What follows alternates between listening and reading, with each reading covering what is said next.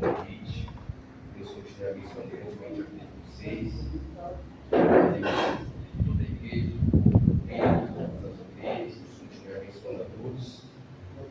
Sou grato a Deus também pela minha família, nessa noite está adorando a Deus junto comigo, minha digníssima esposa, minha intercessora particular. Deus continue abençoando.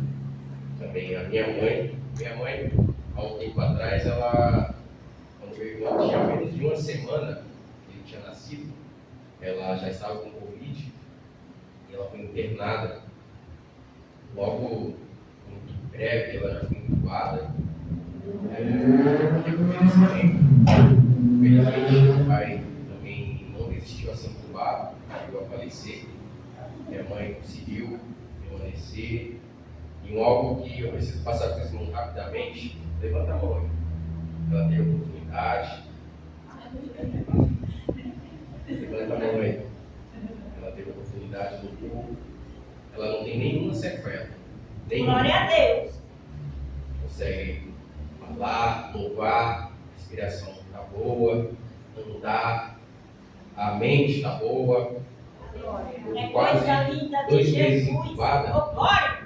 E algo que eu preciso passar para os irmãos, para edificar a fé e para, talvez você que não saiba, entender que você está nessa noite adorando a um Deus que tudo pode.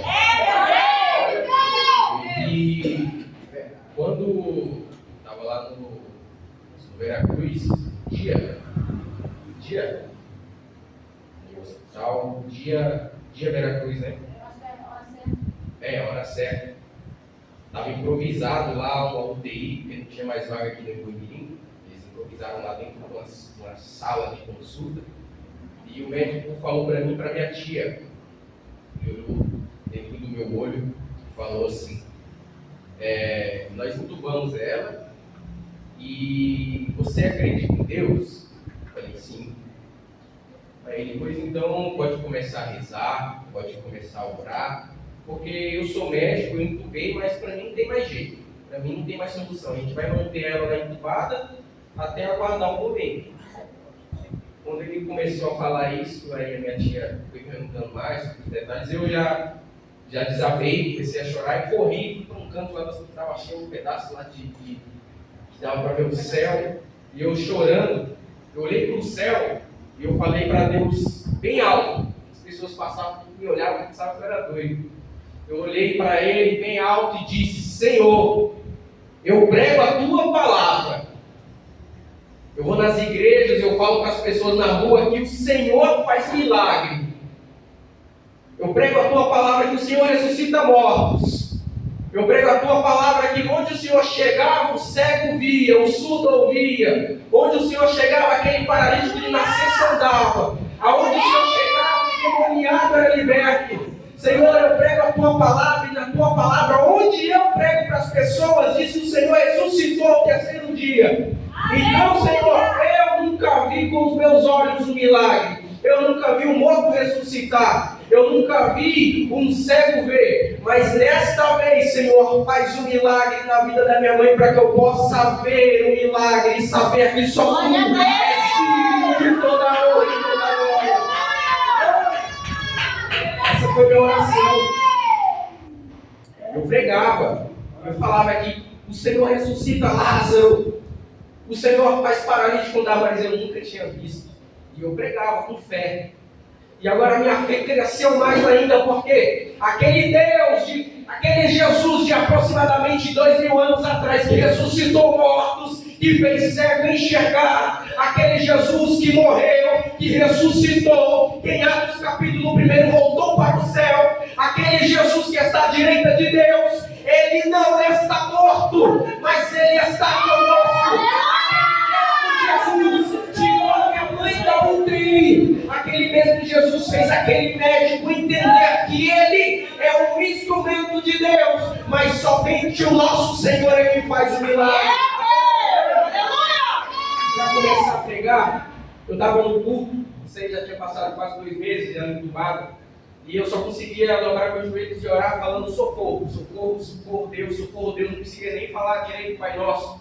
E quando eu estava ali tentando esboçar a Deus um Pai Nosso e gritando socorro, a minha alma angustiada, antes de eu falar amém, chegou uma mensagem dizendo, a minha irmã mandando: Herbert, a tua mãe acordou do coma e ela está se recuperando. Aleluia, Deus! Então, quando você vir para a casa do Senhor buscar um milagre, se você crer, buscar com fé, antes do amém, o milagre vai acontecer na sua vida.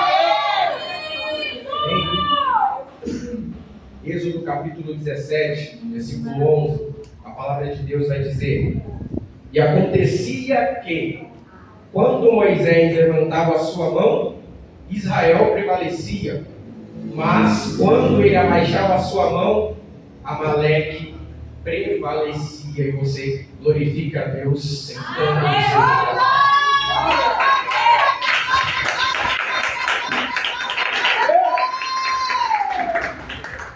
Nosso Deus é fiel! Aleluia! Glória! Poderoso! Glória a Deus. Meus irmãos, Poderoso nós Deus! estamos diante de um texto aqui do livro de Êxodo, e esse livro da qual nós fizemos o uso é um livro que registra a história nacional da nação de Israel. Desde os primeiros anos dessa nação, registra também os acontecimentos da libertação de Israel do Egito, que estava escravizado. Este livro também vai registrar a aliança que Deus fez com esse povo. O Êxodo tem o seu nome derivado do principal evento deste livro, que é a libertação de um povo que estava cativo, escravizado no Egito, para partir rumo à terra prometida. O povo israelita, o livro de Êxodo vai mostrar que ficou aproximadamente 400 anos escravizados no Egito, sendo cruelmente oprimidos por Faraó, até que Deus resgatou o seu povo através de milagres e com a liderança de um homem chamado Moisés. Deus tirou o Egito, Deus tirou Israel do Egito, melhor dizendo, usando as 10 pragas, usando também a coragem de Moisés para ir diante de Faraó e liderar aquele exército de judeus. Deus usou também o Mar Vermelho para se abrir e fechar, matando os soldados egípcios. E Deus também estabelece aqui no livro de Êxodo os 10 mandamentos. Os 10 mandamentos eram um sistema de lei divina que ele tinha 3 partes. Eram os mandamentos acerca da vida moral e espiritual. Era também uma lei civil, que eram como regras para conduzir a vida em sociedade. E também uma lei cerimonial, que eram os padrões para a construção do tabernáculo e também os padrões exigidos por Deus para a adoração. Porque para adorar a Deus não é de qualquer jeito, tem um padrão estabelecido por Ele. Para adorar a Deus não é de qualquer forma, tem que ser entregue o melhor a Ele. E era isso que o Senhor estava mostrando para o povo israelita. O livro de Êxodo, ele chama bastante a atenção, porque ele relata mais milagres do que qualquer outro livro do Antigo Testamento. O livro vai começar com um breve relato de como esse cativeiro começou, logo após a morte de José, e quando um novo rei egípcio sobe ao trono e começa a governar. Em seguida, o foco deste livro vai se concentrar no nascimento e na vida de um homem chamado Moisés, que seria o líder escolhido por Deus para ser aquele que direcionava e guiava o povo para a sua libertação e até chegar à terra prometida. A Bíblia vai nos mostrar que tem as 10 pragas, e logo após todas as pragas, o povo parte em direção ao Mar Vermelho, onde aconteceu a perseguição dos soldados egípcios, aconteceu o Mar Vermelho se abrindo e a travessia do povo escolhido em terra seca, aconteceu do outro lado o cântico de vitória, e após esses ocorridos, nós vemos o nosso Deus provendo para esta nação maná e codornizes. Nós vemos o nosso Deus provando para esta nação a água jorrando da rocha. Nós vemos o nosso Deus transformando água amarga em água potável para o povo matar a sua sede. E foi a presença dele, do nosso Deus, que deu a Moisés a força e a segurança que ele precisava para liderar o povo de Israel durante estas jornadas lá no deserto. E a tarefa de Moisés não era uma tarefa simples. A tarefa de Moisés era uma tarefa difícil. Era conduzir um exército de ingratos escravos que tentavam constituir uma nação. Mas Moisés perseverou porque o Senhor estava com ele. Se Deus não estivesse com Moisés, ele não suportaria a pressão. Se ele não tivesse apoio de Arão, e depois eu chego lá, ele não suportaria a liderança. Então, se o Senhor está conosco, é Ele que nos sustenta. Se a liderança está fraca, é Deus que vai dar força. Se a liderança tem uma tarefa árdua, é o Senhor que vai te dar força e capacidade para continuar. Capítulo 17, enfim, chegamos aqui. O povo foi ao Monte Sinai. Israel estava e continuava sendo guiado pela coluna de nuvem durante o dia e pela noite uma coluna de fogo. A coluna de nuvem e de fogo era um Deus aparecendo ao povo em forma física. Isso vai receber o nome de teofania. Mas Deus ainda estava colocando Israel em situações difíceis. E o nosso Deus estava fazendo eles passarem por situações, por provações, porque Deus queria mostrar o seu poder. E Deus precisava construir o caráter do povo e aumentar a fé deles. Deus entendia que o percurso que aquele povo tinha era muito mais do que simplesmente chegar ao destino. Mas Deus queria que aquele povo chegasse no destino com a sua fé crescente. Aleluia, Deus, é verdade, Senhor. Porque Deus não quer apenas que nós chegamos ao destino, mas Ele quer aumentar nossa fé até chegar lá. Israel ainda tinha um longo caminho a percorrer para ser qualificada como uma nação temente a Deus. Até então, todas as provações que Israel tinha passado só tinha servido para mostrar as suas piores qualidades perante o nosso Deus. Aleluia. Quando os israelitas chegaram aqui em Refidim, no deserto do Sinai, Êxodo capítulo 17, eles se encontraram mais uma vez sem água.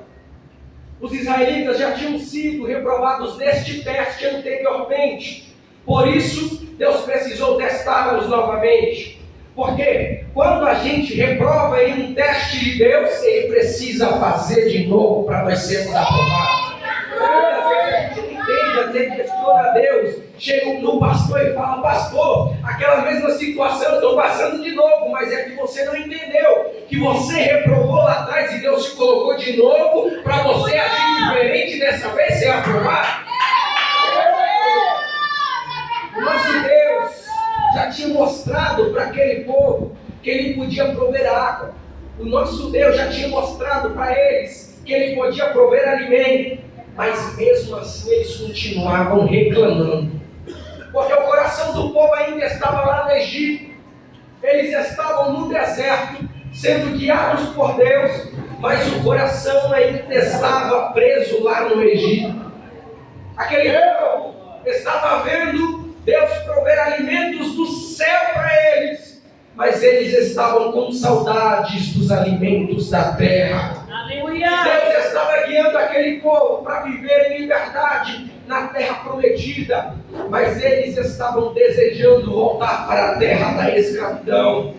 E sabe qual é o grande problema da minha geração, da nossa geração? É porque nós estamos visualizando uma geração que até está dentro das igrejas. Nós estamos vivendo em um tempo que está se levantando uma geração que até canta, que até prega, que até profetiza, mas o coração não está no louvor, o coração não está na palavra, o coração ainda está lá no passado, o coração ainda está preso lá no Egito. Infelizmente, nós estamos vendo uma geração que faz e acontece, mas o coração está no adultério, o coração está preso na fofoca, o coração está preso na mentira. Nós estamos vendo uma geração que Deus até proveu o banquete do céu, mas prefere dividir alimentos com os porcos lá fora. Nós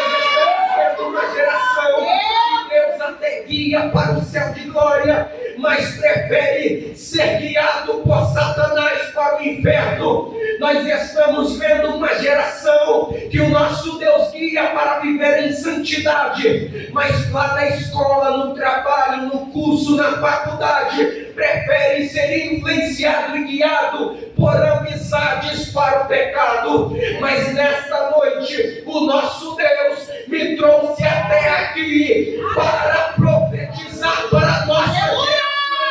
O Senhor me trouxe até aqui para profetizar que em nome de Jesus o Senhor estará levantando em nosso meio uma geração de verdadeiros adoradores, uma geração que adora o Pai em espírito e em verdade, uma geração que prefere ficar no deserto, mas face a face com Deus, do que preso lá no Egito e longe da presença do Senhor. O Senhor me trouxe até aqui nesta noite para profetizar que Deus levantará uma geração que vai negar o convite de Satanás e vai buscar a santificação. É uma geração que vai fugir da fofoca, que vai fugir da mentira, que vai fugir da fornicação, que vai fugir do adultério e vai se santificar no sangue do Cordeiro que foi morto, mas está vivo para todo sempre. O Senhor me trouxe aqui porque eu vim profetizar, e esta igreja vai interceder por esta geração, porque nós vamos visualizar uma geração que vai usar a internet como uma ferramenta de evangelização, que vai usar a internet para pregar a palavra e não para idolatrar ídolos pagãos aí nesta terra, que vai usar a internet como uma forma de evangelização. O Senhor vai nos levantar como uma geração, não de covardes, mas uma geração de corajosos, que vai expandir a palavra dele, indo lá na biqueira, ganhando para Jesus o traficante, trazendo para Jesus o aviãozinho, que vai passar na rua e vai pregar para o usuário, e ele vai ser liberto no nome precioso de Jesus. Nós estamos vendo uma geração que vai esvaziar o baile funk e encher os templos para a glória de Deus. E se você faz parte ou intercederá por esta geração, levanta a sua mão e dê o seu melhor. Glória a Deus para ele.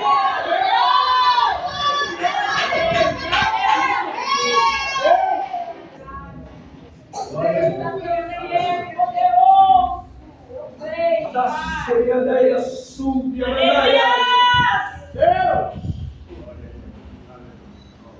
O povo egípcio estava com Deus, mas o coração não estava.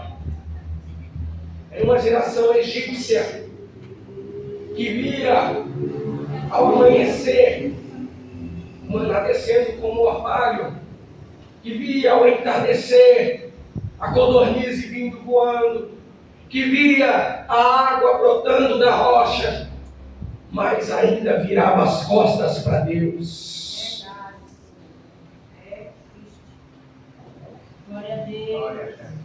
E esse problema não ficou lá. Esse problema nos acompanha até hoje. E hoje, nós trocamos a Deus por menos. Preste muita atenção. O povo estava vendo com os olhos a coluna de nuvem guiando eles. O povo, na escuridão, via o fogo direcionando eles. O povo pedia pão e via o pão descer do céu. O povo pedia carne e via a carne vir voando. O povo pedia água e via água saindo da rocha. O povo viu o Monte Sinai fumegando e tremendo com a presença de Deus no topo dele. O povo via com os olhos e mesmo assim reclamava e trocava o nosso Deus. Aproximadamente 2000 anos atrás, alguns discípulos privilegiados tiveram a honra de ver com os olhos Jesus encarnado. Outros, um pouco depois, tiveram a honra de ver o Espírito Santo descer sobre aqueles aproximadamente 120. Posteriormente, outras pessoas tiveram a honra de ver o crescimento da igreja primitiva.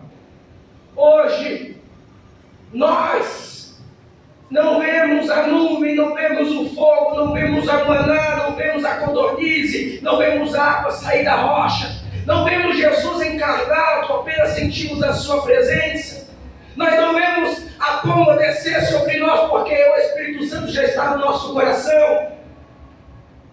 E hoje, nós não trocamos a Deus por sede, nós não trocamos a Ele por fome, nós não trocamos o nosso Deus pelo cansaço, mas nós trocamos por muito menos.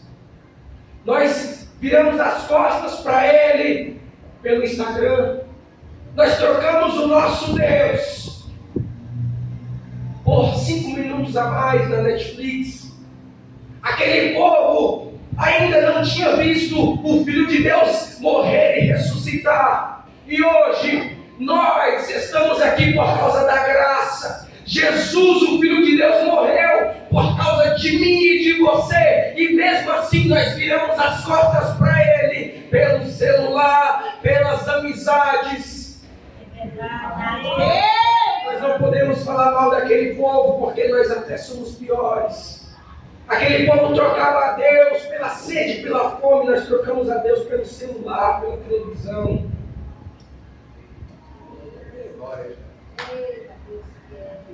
O povo estava lá, andando sobre altas temperaturas, em caminhos árduos. Ele estava desejando voltar à escravidão, que eles já estavam acostumados, porque não entendiam o que posteriormente Oséias vai escrever. Capítulo 2, versículo 14, que é o próprio Deus que direciona o seu povo para o deserto. O povo não entendia que o deserto fazia parte do percurso deles. Quer ver? Abraão, quando ele precisou enfrentar o deserto de Barão antes da sua promessa, o deserto faz parte da vida do crente. Moisés enfrentou o deserto de Midian antes de ver a face de Deus. Antes de Davi ser rei, ele enfrentou o deserto de Judá, de Eugede e Zif. Antes de Elias ser arrebatado, ele enfrentou o deserto de Carite, Beersheba e Horebe. João Batista pregava e preparava o caminho para Jesus aonde? No deserto. Antes de Jesus, o Filho de Deus, iniciar o seu ministério, ele primeiro passou pelo deserto da Judéia. E Jesus também foi orar onde? No deserto. O deserto faz parte do percurso do crente. É no deserto que Deus mostra e revela o seu poder. O deserto não é para você habitar. O deserto é para você transitar. Esse deserto que você está enfrentando não é para sempre. É apenas para você aumentar a sua fé e prosseguir. Porque Deus não te chamou para viver no deserto, mas Ele te chama para passar por ele e cantar o hino da vitória do outro lado.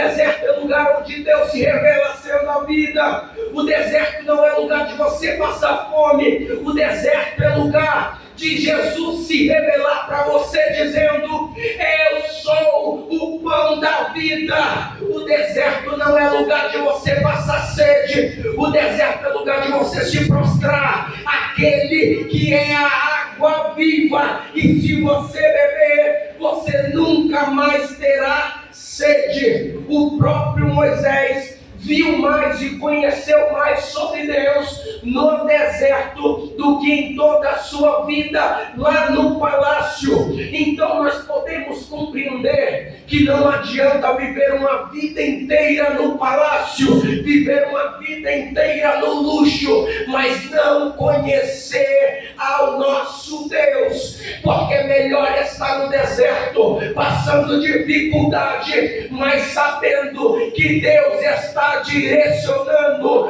de dia e de noite. É melhor estar no deserto, sabendo que a água vai jorrar da rocha, sabendo que se a água for amarga, o nosso Deus vai transformar em água potável, do que viver lá no Egito, escravizado pelo pecado. É melhor viver no deserto, sabendo que Deus está guiando, do que viver lá no Egito, sendo guiado pelo pecado.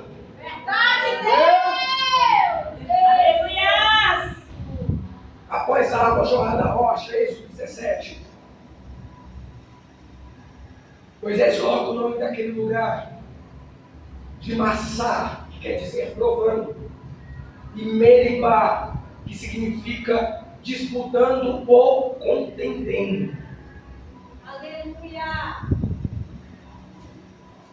Os hebreus ainda não tinham aprendido que Deus prova o seu povo nas experiências diárias da vida. Eles não tinham entendido que Deus prova o seu povo nas experiências difíceis, com o objetivo de fortalecer a fé e amadurecer o nosso caráter espiritual. O povo de Israel ainda era um povo muito fraco em sua fé em Deus, pois pensava que Deus tinha conduzido eles para aquele lugar e que não poderia cuidar deles. O problema dos israelitas era seu coração endurecido, que não se submeteram ao Senhor, de modo que eles se rebelaram contra a vontade dele. Na verdade, toda aquela geração mais velha que manteve o seu coração duro durante toda essa jornada do Egito a Canaã, aquela geração que murmuraram desde o começo, durante a sua peregrinação, e eles continuaram nessa peregrinação durante esses 40 anos, e toda aquela geração de reclamões, a Bíblia vai dizer que caiu seus corpos lá no deserto.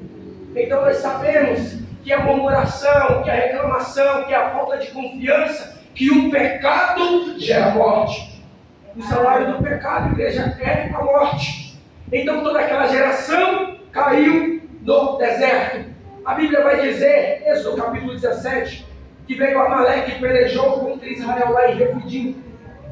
Amaleque, que é o filho de Elifaz, com sua concubina Tina, sendo neto de Esaú. Amaleque era um homem edomita e foi o primeiro deste povo que ficou conhecido como Amalequita. Os Amalequitas, eles eram inimigos perpétuos de Israel, que passou grande parte de sua história guerreando com este povo. Originalmente eles ocupavam a região do Negueb e lá perto do Sinai, mas depois eles se uniram com os midianitas, dois povos unidos contra Israel. Uma das tarefas iniciais dos israelitas ao entrar na terra de Canaã era a de expulsar os amalequitas. Amaleque ou amalequitas eram descendentes de Esaú, irmão de Jacó, este que foi um homem profano. A palavra traduzida por profano, ela vem do termo soleira, que se refere a alguém que é acessível a tudo e a todos. A palavra profano no português, ela significa de fora do templo, ou seja, algo que não é sagrado, é algo comum. E Esaú desprezava as coisas espirituais. Esaú, ele se opôs a seu irmão Jacó e ameaçou matá-lo. os descendentes de Esaú tomaram a mesma atitude dele e se opuseram contra os filhos de Jacó e ameaçaram aniquilar a nação de Israel. Sabe por quê? Porque quem não é espiritual tenta acabar com as coisas espirituais. Aleluia. Quem não entende o mistério quer aniquilar o mistério. Quem não ora quer parar quem ora. Quem não lê a Bíblia quer impedir quem lê a Bíblia. Quem é acessível a tudo e a todos tenta induzir o outro a ser igual. Quem não é do templo tenta tirar quem é do templo. Mas o que importa é que no meio de tanta profanação nos templos atuais, o que importa é que no meio de tanta bagunça dentro dos templos, é que ainda tem uma geração de remanescentes, uma geração que Esaú pode se levantar para tentar matar, que Esaú pode se levantar para tentar destruir o mistério, mas ainda tem uma geração de joelho no chão, de oração, ainda tem uma geração que Esaú pode se levantar para impedir quem ora, mas se chamar para orar de manhã, vem, se chamar para campanha de madrugada, dobra o joelho e ora. Uma geração que ainda busca intimidade com ele, porque Esaú pode até tentar te fazer ser acessível a tudo e a todos, mas o Espírito Santo te marcou, o Espírito Santo te escolheu, o Espírito Santo te separou, o Espírito Santo te ungiu, o Espírito Santo te chamou, e Ele está nesta noite te lembrando que Deus não te chamou para ser impedido, mas Ele te chamou para viver os mistérios dEle. O Espírito Santo nesta noite está te lembrando que Ele não te resgatou das trevas para você ser acessível a tudo e a todos, que Ele não pagou um alto preço por você, para você ficar vivendo na mesmice, porque Ele te chamou como geração eleita, como sacerdócio real, como nação santa, como um povo exclusivo de Deus. E nesta noite, Deus está jogando por terra tudo aquilo que é profano e está te chamando para anunciar as grandezas daquele que te chamou das trevas para a sua maravilhosa luz. Então nesta noite, para de dar ouvidos para Amaleque e abra os seus ouvidos para o que o Espírito diz às igrejas.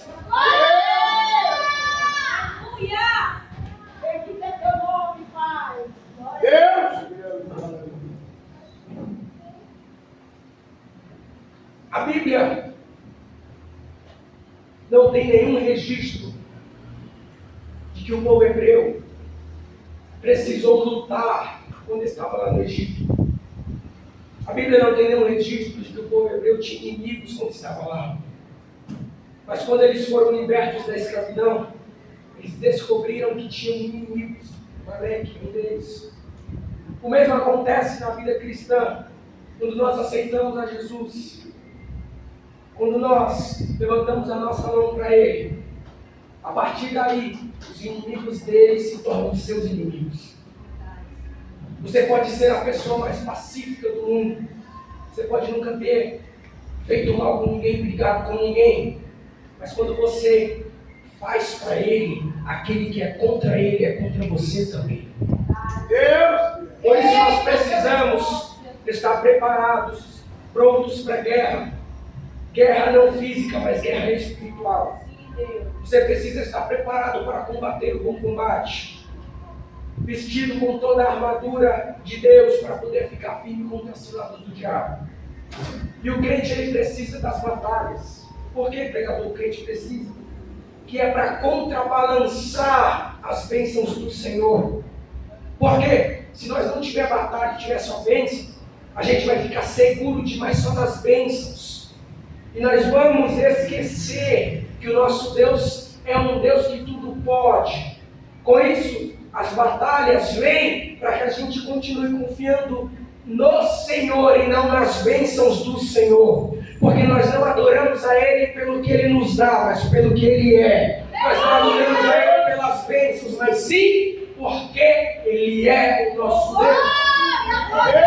E as lutas que nós passamos é Deus te ensinando, assim como aquele povo, a confiar plenamente nele, não na bênção dele. A bênção que você enfrenta é Deus te ensinando não a confiar naquilo que Ele te dá, não no seu carro, na sua casa, no seu dinheiro, no seu trabalho, não na sua roupa, no seu estudo, na sua inteligência, mas a você confiar plenamente na palavra dEle, no plano dEle, na forma dEle, no poder dEle, na soberania dEle, no tempo dEle, na chamada dEle, na proteção dEle e na promessa dEle. Então nesta noite, para de dar ouvidos ao inimigo e começa a acreditar no Deus de Israel. Para de se importar com o que os outros pensam ou vão pensar e começa a se preocupar com a vontade de Deus na sua vida.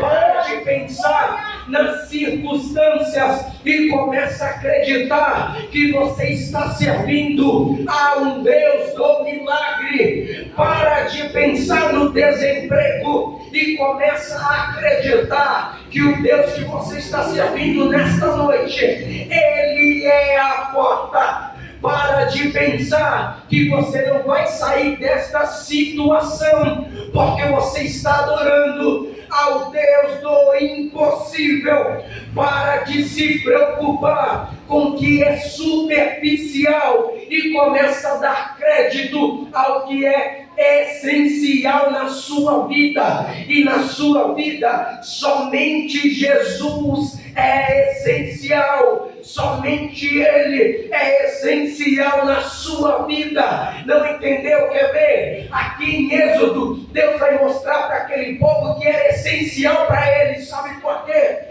Porque se você tiver fome, é Ele que é o teu maná. Se você tiver sede, é Ele que é a fonte da tua água. Se você estiver na escuridão, é Ele que te ilumina. Se o sol for te molestar de dia, é Ele que é a tua nuvem para te guardar. Somente Ele é essencial na sua vida.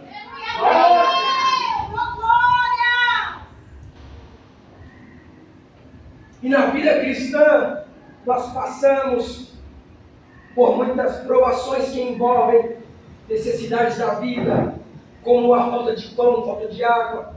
E também nós enfrentamos dificuldades quando o inimigo nos ataca. Nós somos noiva, mas também nós somos peregrinos. E além de peregrinos, nós também somos soldados. Então, o crente tem 3 características. Noiva de Cristo. Então, como noiva, nenhuma noiva quer entrar no casamento com a veste suja. Como noiva, nós precisamos nos apresentar diante dele com a veste limpa. Outra característica, nós somos peregrinos. E peregrino, ele não é andarilho. O andarilho anda sem rumo. O peregrino anda com objetivo. E o peregrino é alguém que não se adapta, que não se fixa, que não se acostuma com o ambiente. O peregrino é aquele que está sempre em movimento. O peregrino não se apega às coisas, ao lugar. O peregrino não se apega a casa, carro, casa. O peregrino não se apega a dinheiro, a emprego. O peregrino não está preocupado com a terra. O peregrino está preocupado com o céu. Nós também somos soldados. Então, como soldados, nós precisamos estar prontos para a batalha, porque o inimigo vai nos atacar de dia e de noite. Nós então precisamos entender que nós temos essas 3 características para a nossa vitória. E a grande vitória de Israel sobre os amaleques envolveu 3 elementos. O primeiro, o poder de Deus lá no céu. O segundo, a habilidade de Josué lá no campo de batalha. E o terceiro, a intercessão de Moisés, Arão e Hur lá no monte. E eu fiquei pensando nisso, porque Deus poderia muito bem ter enviado um anjo com uma espada e aniquilado todos os amalequitas de uma vez só. A Bíblia vai dizer que quando Moisés abaixava a mão, Amaleque prevalecia. Então, quando alguém está prevalecendo, alguém está perdendo. E na guerra, quando alguém perde, alguém morre. Então Deus poderia ter evitado essas mortes, mandando um anjo para matar todos os amalequitas e poupar o exército israelita.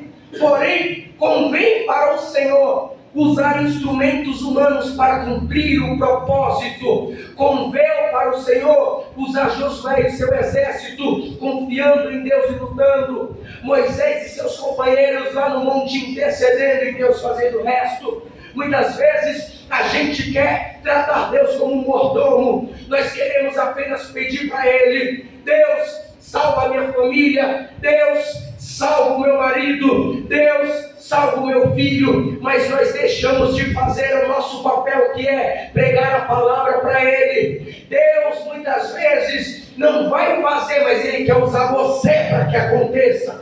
Não adianta ficar apenas orando, é preciso agir. Então nesta noite destrave a sua mente. Se você está apenas orando pelo seu familiar, comece também a pregar para ele, porque Deus quer usar instrumentos humanos. Assim como nesta guerra, Deus poderia ter feito tudo, sim. Deus pode sim salvar a sua família, mas na guerra Deus quis usar Josué, Deus quis usar o exército, Deus quis usar Arão, Deus quis usar Moisés, Deus quis usar Hur. E nesta noite Deus quer usar você nesta guerra, não apenas para pedir, mas sim para fazer para Ele.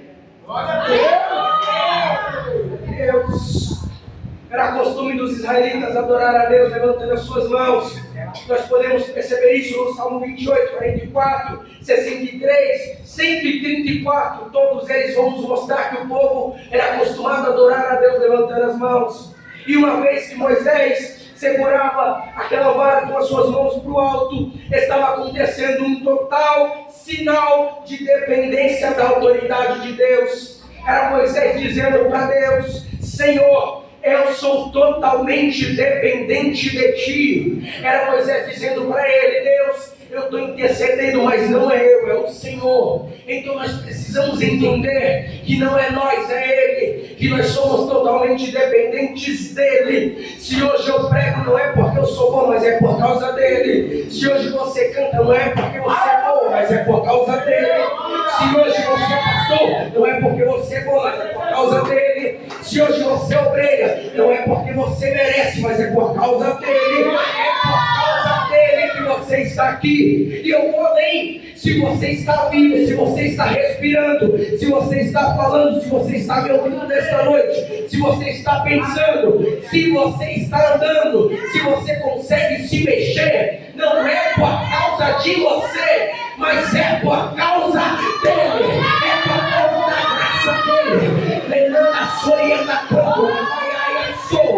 não é porque você é bom, não é porque você é inteligente, não é porque você é bonito, não é porque você estudou, não é por causa da sua roupa, não é por causa do seu dinheiro, não é por causa da sua influência, porque Deus não liga para isso, mas Ele é chamado a atenção quando tem um coração adorando a Ele em espírito e em verdade.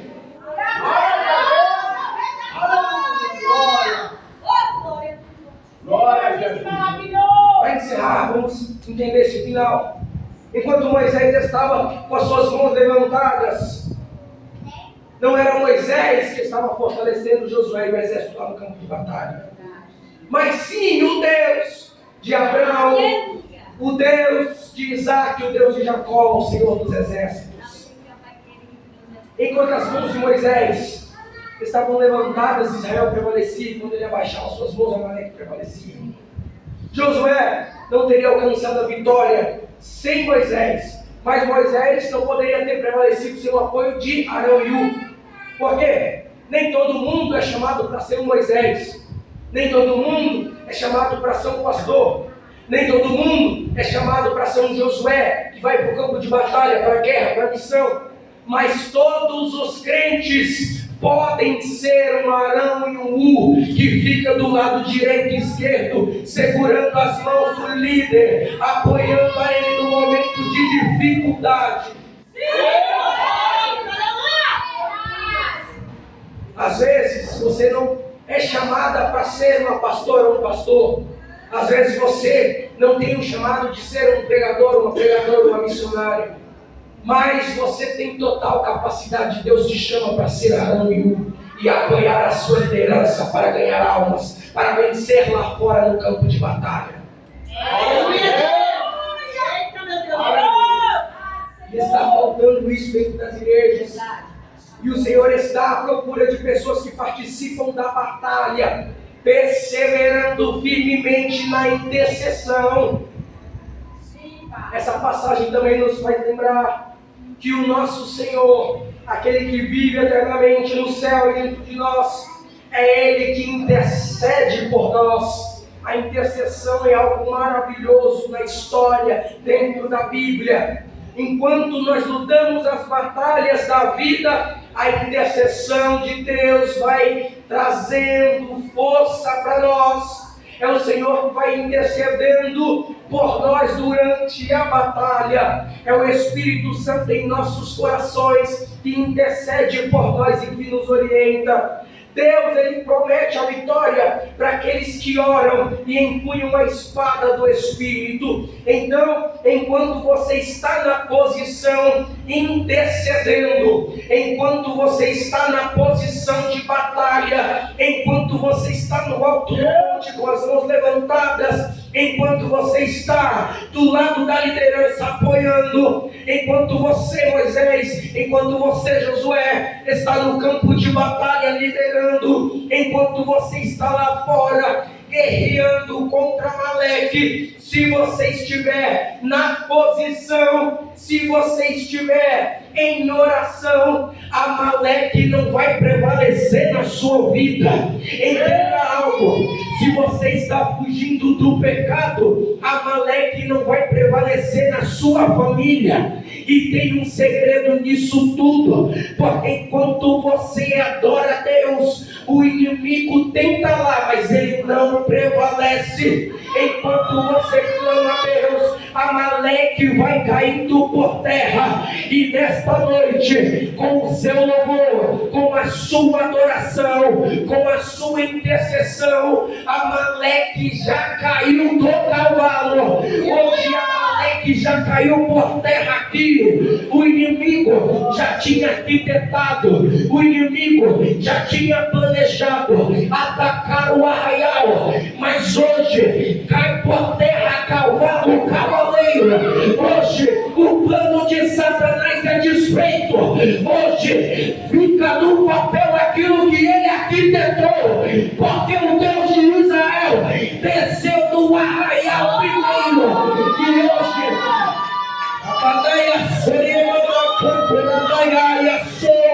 levanta a soriandaia, se cantarambandaia. É na sua adoração que Amaleque vai caindo por terra. Você pode estar pensando, mas pregador, o inimigo está entrando na minha casa, o inimigo está fazendo bagunça na minha família. Mas hoje o céu estou na minha boca para te dizer: não se preocupa, descansa, mulher. É porque enquanto você vem para a casa do Senhor, enquanto você persevera em intercessão, enquanto você vai para o campo de batalha, o Senhor vai visitando a tua casa, o Senhor vai visitando a tua família. Pode estar cansado, pode estar fraco, pode estar desanimado, mas Ele restaura, Ele ressuscita, Ele transforma. A luta pode estar grande, mas por causa da sua adoração, Amaleque cai por terra e o Senhor é glorificado. E se você crê nesta palavra, levanta a sua mão e glorifique a Ele, aquele que é digno de receber toda a honra e toda a glória. Jesus abençoe. abençoe nessa noite.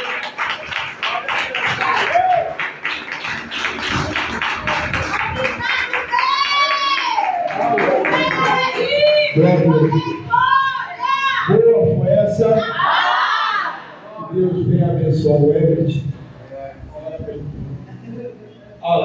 Deus venha derramar as suas bênçãos sem medida sobre a sua vida. Deus vem encher cada dia mais. Porque Deus, a primeira vez que ele pregou aqui foi na vigília, né? Uma madrugada, a qual eu tinha posto em Planning, pregador surpresa, né? Tinha outras pessoas aqui, né? Aí quando ele entrou, o joelho que ele entrou, Deus falou assim: ó o pregador. Mas nunca tinha visto ele na minha vida. Glória a Deus. E eu falei: Senhor pregador, Deus falou. E ele ficou orando. E Deus trabalhou. Chegou na hora da administração, foi ao bênção de Deus. Aí nós não ficamos só nos contatos, só no WhatsApp, né? Ele falou: onde eu vou? Eu falei: tá certo. E hoje ele está aqui para ministrou para nós a palavra, né? E foi boa essa palavra, porque é a palavra de edificação, né? A palavra que edifica a nossa vida. Amém?